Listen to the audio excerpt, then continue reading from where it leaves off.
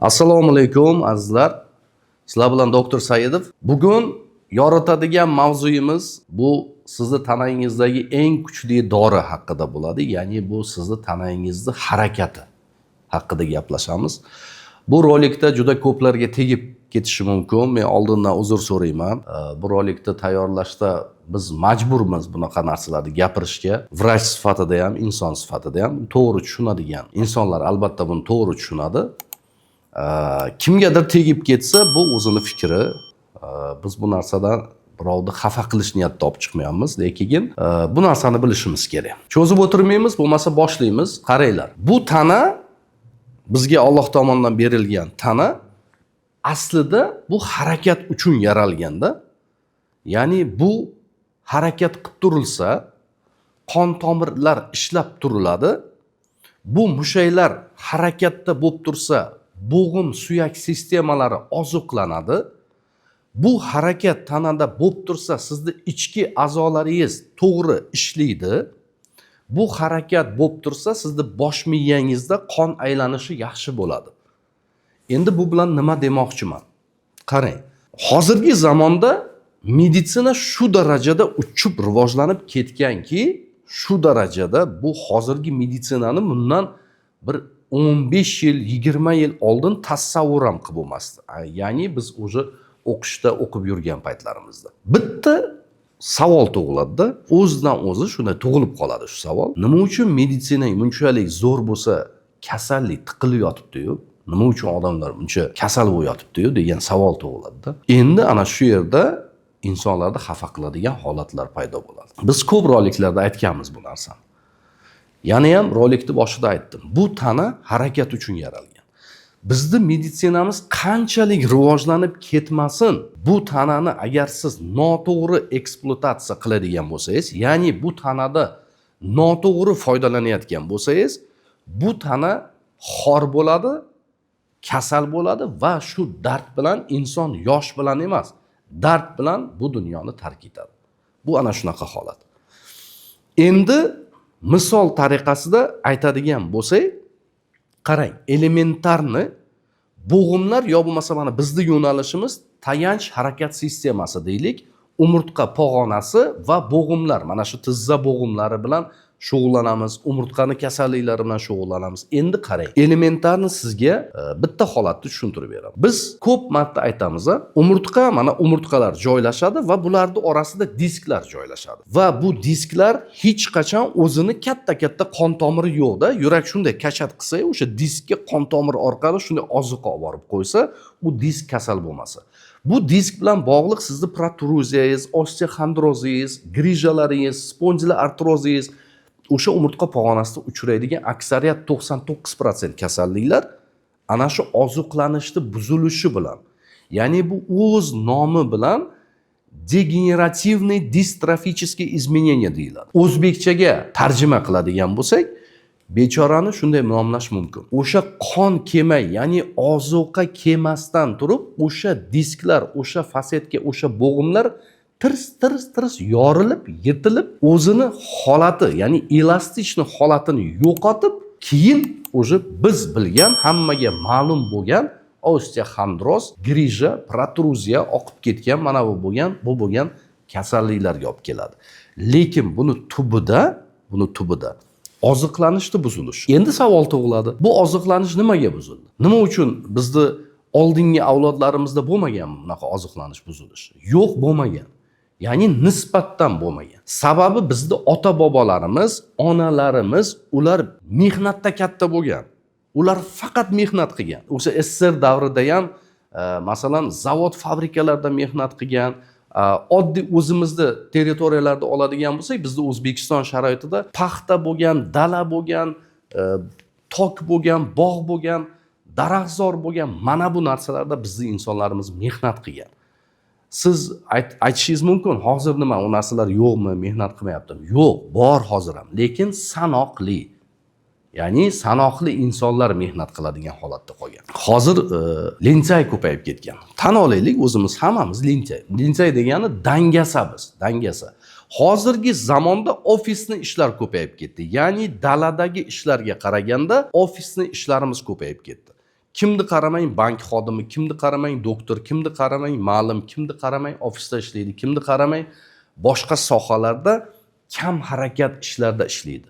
Bu albatta zamonga qarab zo'r, hammasi zo'r. Bu narsani biz inkor qilmoqchi emasmiz bu gapimiz bilan-da. Prosta demoqchimizki, o'sha oldingi insonlarda harakati hozirgi zamon insonlarida yo'q o'sha harakat. O'sha yo'qligi uchun ham hozirgi oldingi kasalliklar, o'sha degenerativni kasalliklar hozirgi zamonga kelib turib yoshlarda ko'payib ketdi. Ya'ni yoshlar kam harakat bo'ldi. O'shani hisobidan 30 ga kirmagan odamda belida grija, 30 ga kirmagan odamda umurtqasida yemirilish. Bilasizmi? Oldin bu narsalar bo'lmagan. Siz aytasizki, oldin MRT bo'lmagan, shuning uchun aniqlanmagan. Yo'q, oldin bunaqa darajadagi o'zgarishlar bo'lmagan. Oldin bunaqa darajadagi tizzadagi yemirilishlar bo'lmagan. Oldin bunaqa darajadagi chanoq son suyagida yemirilishlar bo'lmagan. Hozir qarang, tayanch harakat sistemasini aynan biz aytadigan shu kasalliklar shu darajada ko'payib ketdi. Buni hammasini tubida sizni kasalligingiz, ya'ni asosiy kasalligingizni keltirib chiqadigan holat bu sizni kam harakat ekanligingiz va bu tanadan noto'g'ri foydalanayotgan ekanligingiz. Shu uchun ham bekordan o'ylab topilmayapti hozir. Mana prezidentimizning ham tashabbusi bor, 5000 qadam degan. Bu tashabbus bir marta ko'tarildi, qolgani o'zi yoritilmay qo'ydi. Insonlar oladigani o'ziga oladi, olmaydigani olmaydi. Bu nima degani 5000 qadam? Bu sog'lom turmush tarzi degani. Agar siz har kun turmush tarzingizda, hayotingizda 1000 yalpayib yotadigan odam bo'lsangiz ham 5000 qadamda agar siz tashkil qilib qo'ysangiz, har kun emas, hech bo'lmasa haftada 3 marta, 4 marta o'sha 5000 qadamda sizni oyoqlaringiz ishlab tursa, oyoqlaringiz ishladi degani sizni umurtqangiz ishladi degani. Umurtqangiz ishladi degani sizni miyangizda qon aylanishi yaxshi bo'ldi degani. Miyangizda qon aylanishi yaxshi bo'ldi degani sizni ichki a'zolaringizda sirkulyatsiya yaxshi bo'ldi degani. Bu 5000 qadam degan gapning ichida juda kuchli ma'no bor va boshqa davlatlarda, boshqa rivojlangan davlatlarda bu narsalarga insonlar o'zini ongli ravishda shu narsaga o'rgatgan. Ko'pchilik biladi, mana skandinavskiy xajba deydi. Bunday ikkita simchani, temirchani ushlab qo'lini mana bunaqa qilib yuradi. Bizni xalqimiz bilasizmi, biz boshida men o'zim ham shu narsaga tushunmaganimcha, nima kerak ekan bu qo'liga, bu yiqilib ketaman deb shunaqa yuradi deb o'ylasdim. Yo'q, bu spesial olim o'ylab topgan ekan bu narsani. Agar siz oddiy yurganingizda qo'lingizni mana shunaqa harakat bilan agar yursangiz, birinchidan sizni qo'lda har bitta oldinga borganida ma'lum bir gruppa umurtqa segmentlari ishlaykan. Orqaga kelganingizda bu degani umurtqani, bizning umurtqamiz o'zi biz bilardik, spiral shaklda harakatlanganda disklarimiz oziqlanadi. Ana shu siz skandinavskiy hajmani qilganingizda bu dvaynoy, ya'ni 2 marta kuchli sizning umurtqalaringiz oziqlanar ekan. 2 marta kuchli sizda qon aylanishi yaxshi bo'lar ekan. Bu ilmiy isbotlangan narsa. Tushunyapsizmi? Mana bu narsalar keltirib chiqadi. Nima uchun hozir 3 ta kasaldan 2 tasida bel grijasi bor? Yo'qmasa 5 ta sog'lom odamni hisoblaydigan bo'lsak, 3 tasini beli qotadi. To'g'ri, grijasi yo'q, lekin beli qotadi. U joyidan turishda qiynaladi. Tushunyapsizmi? Bu yerda grijadan tashqari belda boshqa kasalliklari borda. Nima uchun 5 ta sog'lom odamda 3 tasida har doim boshida og'riq bor. Nima uchun? O'zingizga o'zingiz bir savol berib ko'rasizmi? Nima uchun? Oddiy spazm, ya'ni bo'yin tomirlarini, o'sha sizning mushaklaringizda orasidan o'tib boradigan bo'yin tomirlari, o'sha segmentlarda bo'lgan muammolar, hammamizga mashhur bo'lgan o'sha osteoxondroz kasalligi miyani yillar davomida yaxshi qon bilan ta'minlagani qo'ymayapti. Ana shu uchun kasallik kelib chiqyapti. Biz ko'p aytamiz, harakat. Bu bizdan oldin ham buni ilmiy isbotlab ketishgan.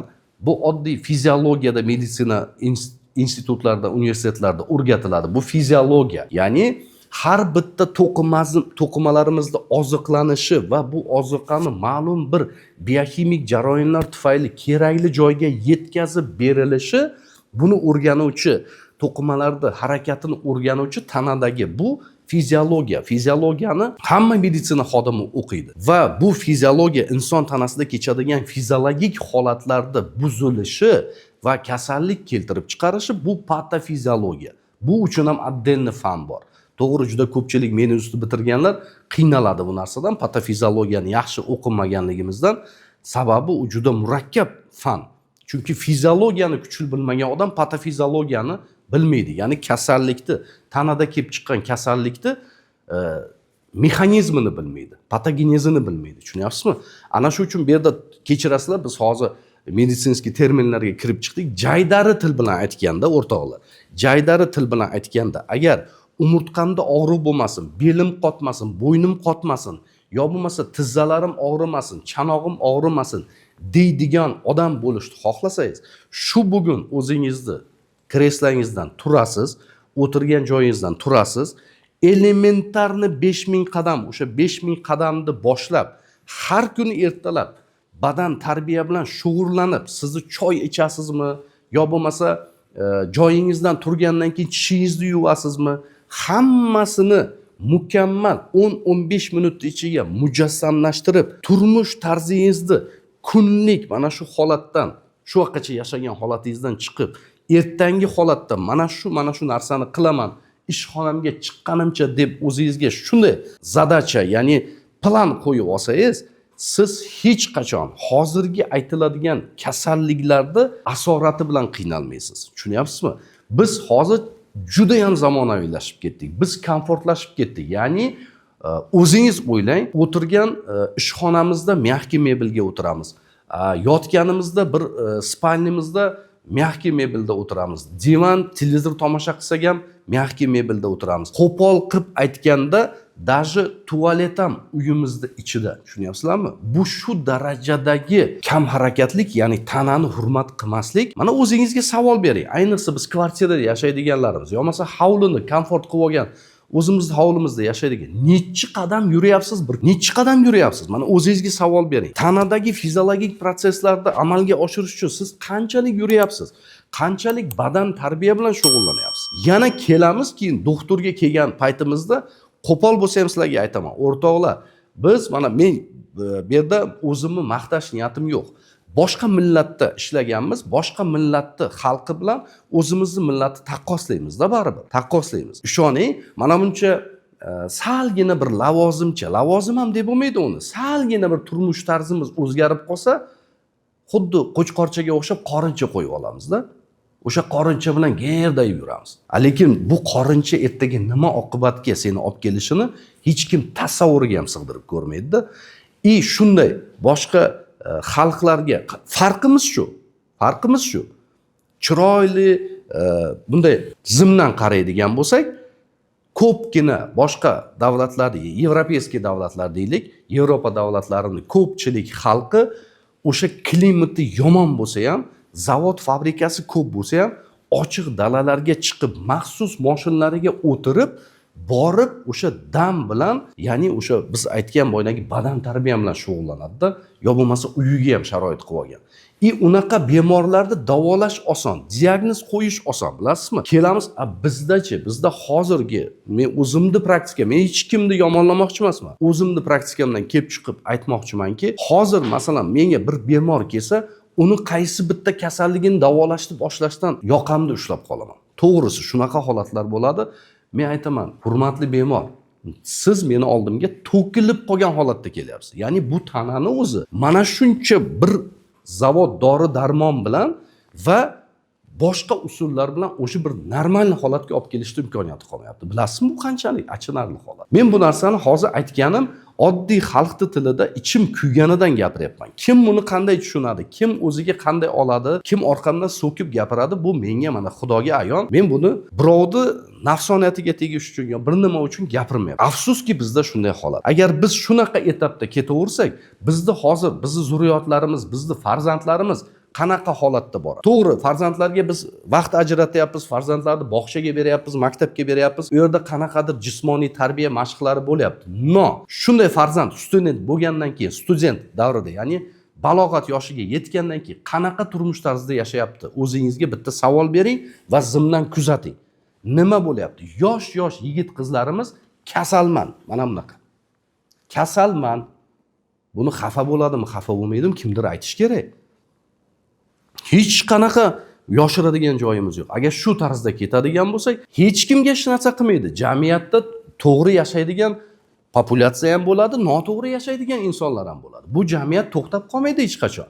Lekin o'sha turmush tarzini tanlagan yigit qizlarimiz, o'sha turmush tarzini tanlagan insonlarimiz butun umrini, qolgan hayotini davomida qiyinchilik bilan dard chekib bu dunyodan o'tadi. Sog'lom turmush tarzini tanlaganlar normal turmush tarzini yashab, xursand, xushchaqchaq bu dunyoni chiroyli yashab o'tadi. Farqi shu. Qaysidir doktorlar sizni kasalligingizdan foydalanib sizni davolab yuradi.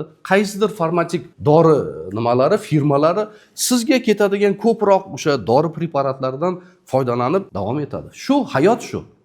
Shu uchun bu yerda hech kim xafa bo'lmasin. Harakat bu sizni birinchi doringiz ekanligini sizga yana bir marta eslatib qo'yish maqsadida va siz o'zingizni 1 oy, 2 oy, 3 oy badan tarbiya bilan shug'ullanib, mana shunday yashab turgan turmushingizni boshqacha usulda yashab 3 oygina o'zingizni tanangizga kechadigan narsani bitta tomosha qiling. O'shanda keyin meni gapimni to'g'ri ekanligini o'zingiz his qilganingizdan keyin, tanangiz his qilgandan siz hozir buni aziz tomoshabin, bitta ikkitalar, siz buni his qilmaysiz. Sababi sizni bugun qorinchangiz bor, bugun yaxshi ishingiz bor, bugun maishatchalaringiz bor. Siz buni hozir his qilmaysiz.